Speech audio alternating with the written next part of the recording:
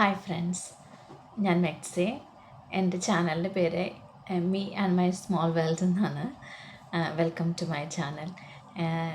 നിങ്ങൾക്ക് കുറച്ച് പേർക്കൊക്കെ അറിയാൻ പറ്റുമായിരിക്കും, ഞാൻ ഇസ്രായേലിലാണ് വർക്ക് ചെയ്യുന്നത്.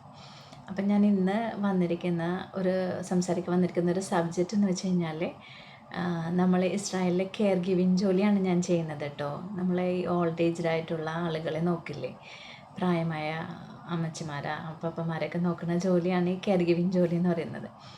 അപ്പോൾ ഇസ്രായേലിൽ നമ്മൾക്ക് ഈ യുദ്ധത്തിനൊക്കെ ശേഷം ഒത്തിരി വേക്കൻസീസ് ഉണ്ട്. ഇപ്പോൾ അഗ്രികൾച്ചർ മേഖലയിലാണെങ്കിലും, പിന്നെ അതുപോലെ തന്നെ കൺസ്ട്രക്ഷൻ മേഖലയിൽ, പിന്നെ ക്ലീനിങ് ജോലികളൊക്കെ ആയിട്ട് ഒത്തിരി പേര് ഇപ്പോൾ നാട്ടിൽ നിന്ന് വരുന്നുണ്ട്. യുദ്ധത്തിന് മുന്നേയൊക്കെ പാലസ്തീനികളൊക്കെയാണ് ഇത് ചെയ്തുകൊണ്ടിരുന്നത്. ഗാസയിൽ നിന്നും വെസ്റ്റ് ബാങ്കിൽ നിന്നും ഒക്കെ ആളുകൾ വന്നാണ് ചെയ്തുകൊണ്ടിരുന്നത്. അപ്പോൾ ഈ 2023 ഒക്ടോബർ 7 യുദ്ധം തുടങ്ങിയതിന് ശേഷം അവരെയൊക്കെ ബ്ലോക്ക് ചെയ്തു. അങ്ങനെയാണ് നമ്മുടെ നാട്ടിൽ നിന്ന്, കേരളത്തിൽ നിന്ന് ഒത്തിരി ആളുകൾ വരുന്നുണ്ട്, നോർത്ത് ഇന്ത്യൻസ് വരുന്നുണ്ട്, ശ്രീലങ്കൻസ് വരുന്നുണ്ട്. അങ്ങനെ ഒത്തിരി സെക്ടേഴ്സിലേക്ക് ഇപ്പോൾ ആളുകളും ഒത്തിരി സ്ഥലങ്ങളിൽ നിന്നൊക്കെ വരുന്നുണ്ട്. അപ്പോൾ ഇപ്പോൾ കൂടുതലായിട്ട് നാട്ടിലൊക്കെ ഇരിക്കുന്നവർ നോക്കുമ്പോൾ ഇൻസ്റ്റാഗ്രാമിലൊക്കെ ഒത്തിരി പേര് റീൽസ് ചെയ്യുന്നുണ്ട്. അങ്ങനെ ഇവിടെ ഇസ്രായേലിൽ ജോലി ചെയ്യണ ഒത്തിരി പേര് ഭയങ്കര ഹാപ്പിയായി, ഭയങ്കര ആക്റ്റീവായിട്ട് റീൽസൊക്കെ ചെയ്ത് നടക്കുന്നുണ്ട്. അപ്പോൾ എനിക്കും പലപ്പോഴും തോന്നിയിട്ടുള്ളൊരു കാര്യമാണ്, കെയർ ഗിവിങ് സെക്ടറിലുള്ളവർ കുറച്ചുകൂടെ ഒരു സ്ട്രഗിൾ ചെയ്യുന്ന അവരായിട്ടും ബാക്കിയുള്ള സെക്ടറിൽ വന്നിരിക്കുന്നവർ കുറച്ചുകൂടെ ഒരു ഫ്രീ ബേർഡായിട്ടൊക്കെ നടക്കുന്ന ഇതുപോലെ. അപ്പോൾ ഞാൻ വിചാരിച്ചു, ഞാൻ അതിനെക്കുറിച്ച് അതിൻ്റെ പോസിറ്റീവ്സും നെഗറ്റീവ്സും ഒന്ന് സംസാരിക്കണം എന്ന് എനിക്ക് തോന്നിയായിരുന്നു. അപ്പം ഞാൻ പറയാം, ശരിയാണ്. നോർമലി നമ്മൾക്ക് ഇപ്പോൾ ഏത് സെക്ടറിൽ വർക്ക് ചെയ്യണ ആളുകൾ എടുത്തു കഴിഞ്ഞാലും കെയർ ഗിവിങ് സെക്ടറിൽ വർക്ക് ചെയ്യുന്നവർക്ക് കുറച്ചുകൂടെ സ്ട്രഗിൾസ് കൂടുതലാണ്. അതിൻ്റെ മെയിനായിട്ടുള്ളൊരു പോയിൻ്റ് എന്ന് വെച്ച് കഴിഞ്ഞാൽ, നമുക്ക് 24 hours into 7 ആണ് വർക്കിംഗ് വരുന്നത്. അപ്പോൾ 24 മണിക്കൂറും നമ്മൾ ഒരു പേഷ്യൻറ്റിൻ്റെ കാര്യങ്ങൾ ചെയ്തുകൊണ്ടിരിക്കുകയാണ് നമ്മളൊരു വീട്ടിൽ. ഇപ്പം നോർമലി നാട്ടിൽ നിന്നൊക്കെ ഞാൻ ഒത്തിരി പ്രാവശ്യം കേട്ടിട്ടുണ്ട്, ഇത്ര ബുദ്ധിമുട്ടുള്ള ജോലിയാണെന്ന് എന്തിനാണ് പറയുന്നത്, നിങ്ങൾക്ക് വീട്ടിൽ നിന്ന് പുറത്ത് പോകണ്ട, ഒന്നിനും പുറത്ത് പോകണ്ട, വണ്ടി ഓടിച്ച് നടന്ന് ജോലി ചെയ്യണ്ട, ഒരു വീട്ടിലിരുന്ന് ഒരു ക്ലീനിങ് ചെയ്ത് ഒരു കുക്കിംഗ് ചെയ്ത് ആ പ്രായമായവരുടെ കാര്യങ്ങൾ അന്വേഷിച്ചാൽ പോരെ, അത് ഇത്ര വലിയ ബുദ്ധിമുട്ടാണോ എന്ന് ചോദിക്കണത് ഒത്തിരി പ്രാവശ്യം ഞാൻ കേട്ടിട്ടുണ്ട്. എൻ്റെ ഫ്രണ്ട്സ് പലരും പറഞ്ഞും കേട്ടിട്ടുണ്ട്, അവരുടെ ഫാമിലീസ് ആയിക്കോട്ടെ, ഫ്രണ്ട്സ് ആയിക്കോട്ടെ, അങ്ങനെയൊക്കെ ചോദിക്കുന്നത്.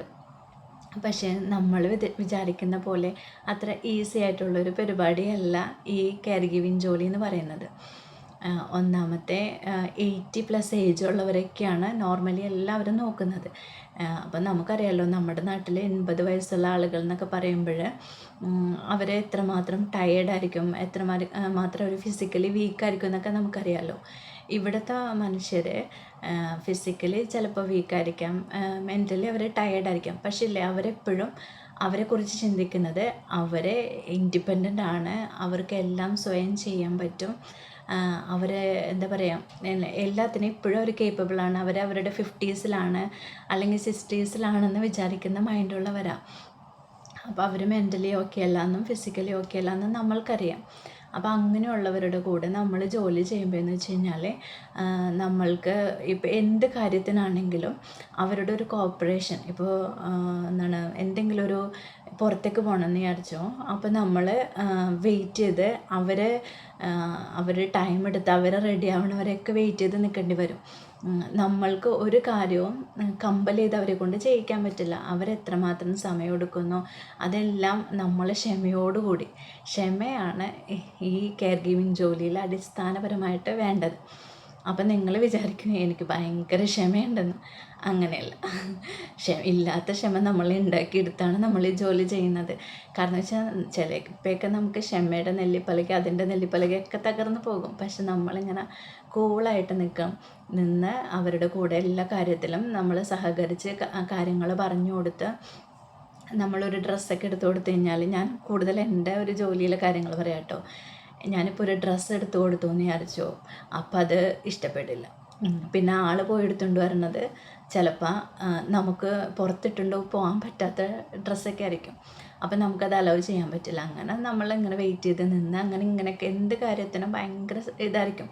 മീൻസ് ഇപ്പോൾ വണ്ടിയിൽ നിന്നൊക്കെ ഇറങ്ങുമ്പോൾ നമ്മളൊന്ന് കൈപിടിച്ച് ഹെൽപ്പ് ചെയ്യാമെന്ന് വിചാരിച്ചാൽ സമ്മതിക്കില്ല. അവർ ടൈം എടുത്ത് ഇറങ്ങണ വരേക്കും നമ്മൾ വെയിറ്റ് ചെയ്ത് നിൽക്കണം, തൊടിയിക്കത്തില്ല. ഇപ്പോൾ എൻ്റെ ഫാമിലി ആണെങ്കിലും പറയും, അവൾ സ്വന്തമായിട്ട് ചെയ്യട്ടെ, നീ മാറി നിന്നോ, അവൾക്ക് പറ്റാത്തപ്പം നിന്നോട് ചോദിക്കുമെന്ന് പറയും. അപ്പം നമ്മളുടെ ഒരു നേച്ചർ അനുസരിച്ച് നമ്മുടെ നാട്ടിലൊരു ഇതൊക്കെ അനുസരിച്ചാണെങ്കിൽ അയ്യോ നമ്മളങ്ങനെ മാറി കയ്യും കെട്ടി നോക്കി നിന്ന് കഴിഞ്ഞാൽ വീട്ടുകാരെന്ത് വിചാരിക്കും എന്ന് വിചാരിച്ച് നമ്മൾ ഓടിപ്പോയി ഹെൽപ്പ് ചെയ്യാനൊക്കെ പോവില്ലേ. അങ്ങനെയൊന്നും ഇവിടെ നടക്കില്ല, അങ്ങനെ നമുക്ക് പറ്റത്തില്ല. അപ്പം നമ്മൾക്ക് എപ്പോഴും നമ്മൾ ഭയങ്കര കോൺഷ്യസ് ആയിരിക്കണം, അതുപോലെ പേഷ്യൻ്റ് ആയിരിക്കണം, അതുപോലെ തന്നെ നമ്മൾ കുറച്ച് അലേർട്ടായിരിക്കണം. പിന്നെ ഈ ജോലി എന്ന് പറഞ്ഞാൽ ഈ ഒരു വീട്, പിന്നെ അതുപോലെ ഈ ഒരു പേഷ്യൻറ്റിൻ്റെ ആരോഗ്യം, പേഷ്യൻറ്റിൻ്റെ ഭക്ഷണം എല്ലാം നമ്മളുടെ ഒരാളുടെ കയ്യിലാണ് ഇരിക്കുന്നത്. അവരുടെ ഹെൽത്ത് എല്ലാം നോക്കേണ്ടത് നമ്മളൊരാൾ, അതിൻ്റെ റെസ്പോൺസിബിലിറ്റി എന്ന് പറയുന്ന ഇതെടുക്കേണ്ട ഇത് നമ്മളൊരാൾ. കാരണം എന്ന് വെച്ച് കഴിഞ്ഞാൽ നമ്മൾ ഈ ഒരു പേഷ്യൻ്റ് മാത്രമാണ് ഈ വീട്ടിലുള്ളത്.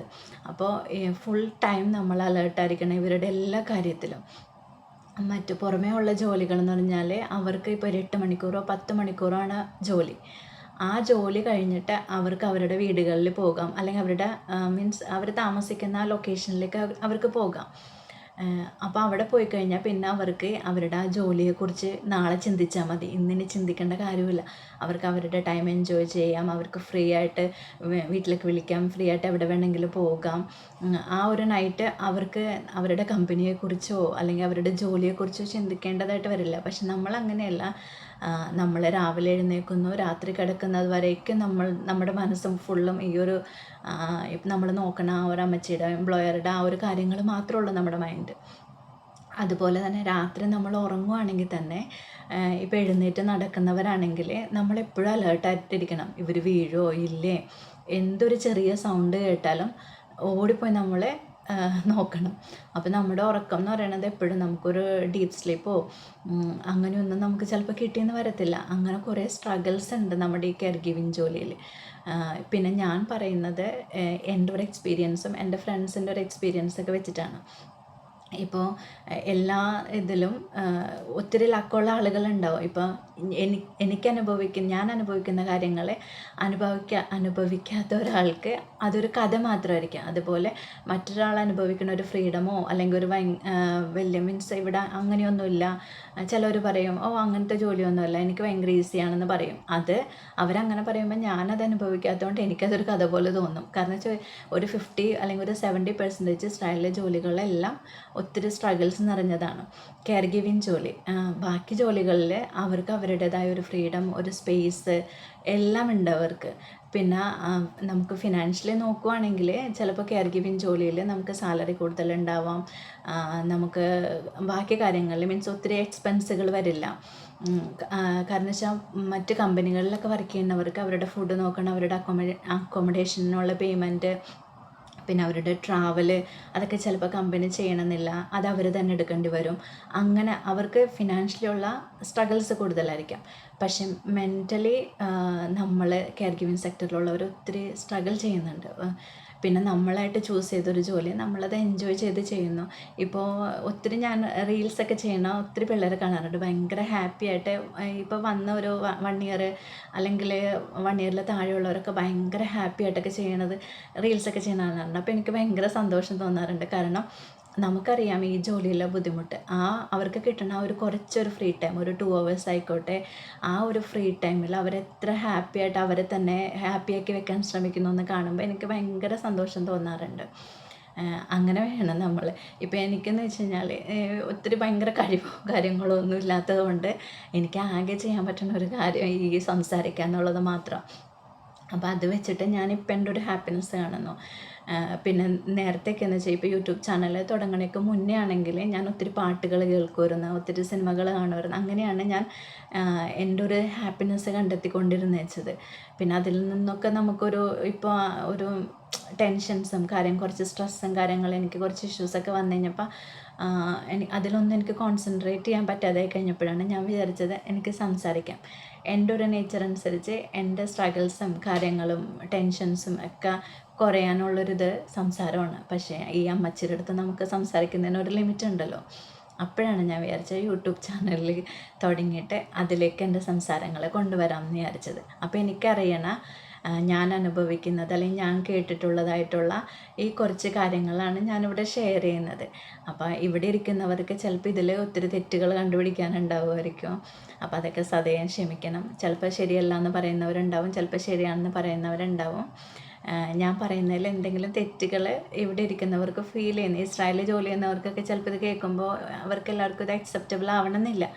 അങ്ങനെയുള്ളവർക്ക് എന്നെ കറക്റ്റ് ചെയ്യണമെങ്കിൽ കമൻറ്റ് ബോക്സിൽ വന്നിട്ട് കറക്റ്റ് ചെയ്യാം, കുഴപ്പമൊന്നുമില്ല. അപ്പോൾ ഇത്രയാണ് എനിക്കൊരു ജസ്റ്റ് ഒരു കവറപ്പ് എന്നുള്ള രീതിയിൽ ഇപ്പം എനിക്ക് പറയാനുള്ളത്. ഓക്കെ, അപ്പോൾ നിങ്ങൾക്ക് എൻ്റെ ടോക്ക് ഇഷ്ടപ്പെട്ടെങ്കിൽ എൻ്റെ ചാനൽ നിങ്ങൾ സബ്സ്ക്രൈബ് ചെയ്യണം, ലൈക്ക് ചെയ്യണം, കമൻറ്റ് ചെയ്യണം. Okay, by.